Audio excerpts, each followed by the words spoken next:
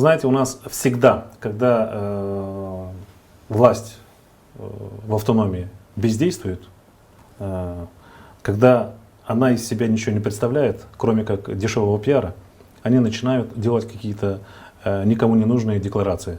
Я понимаю, что сегодня легко кататься на баге, там, на комбайне, фотографироваться там с десантным берете и так далее, и так далее. Но это не говорит о том, что вы выполнили все свои обещания, хотя бы начали выполнять те обещания, которые Но вы еще и не могли все выполнить. Подождите, не надо всех. Часть, хотя бы начать выполнять те обещания, которые вы давали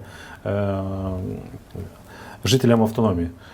Когда-то я, насколько знаю, что до осени должен быть построен какой-то завод или фабрика на территории автономии. Должны до осени открыть 2500 рабочих мест. Этого никогда не было и никогда, я уверен, что не будет. Поэтому сегодня нужно опять же искать виноватых. Виноваты кто? Как обычно, центр. Это для того, чтобы самому не отвечать, что толка от тебя никакого нету, и надо искать крайних, это... Не перебивайте, иначе я уйду из студии. Значит, надо искать крайних где? Как обычно в Кишиневе. Помните 2013 год? Как у нас зародилась идея провести референдум, который прошел в 2014 году, 2 февраля?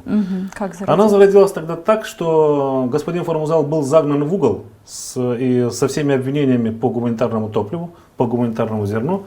Поэтому ничего ему не оставалось, как начать процедуру о проведении референдума. Был проведен референдум, где все обвинения тут же пропали, исчезли. Было обещано дешевый газ, консульство российское, еще там, очень много было чего обещано. В итоге Формузала нет, ничего этого всего нет. Референдум прошел, люди как просыпались.